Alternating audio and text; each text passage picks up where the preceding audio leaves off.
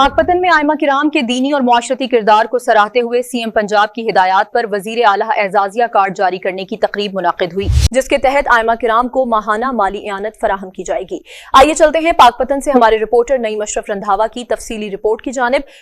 पाकपतन में आइमा कराम के माशरती और दीनी किरदार को सराहते हुए वज़ीर आला पंजाब मरीम नवाज शरीफ की हिदायत पर एजाजिया कार्ड जारी करने की पुरवकार तकरीब मुनक्किद हुई। इस स्कीम के तहत आइमा कराम को माहाना माली आनत फराहम की जाएगी ताकि उनकी खिदमात का बाइज्जत एतराफ किया जा सके। रिपोर्ट नईम अशरफ रंधावा, पाकपतन, और आप देख रहे हैं आज तक। आप देख रहे हैं आज तक न्यूज, खबर सच के साथ।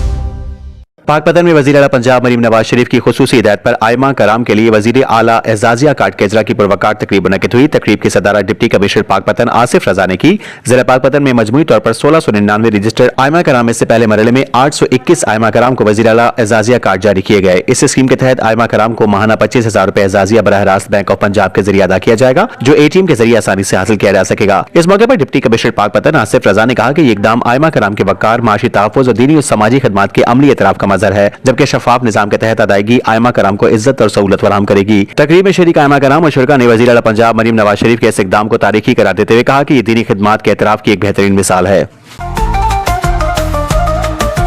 आज तक न्यूज, खबर सच के साथ।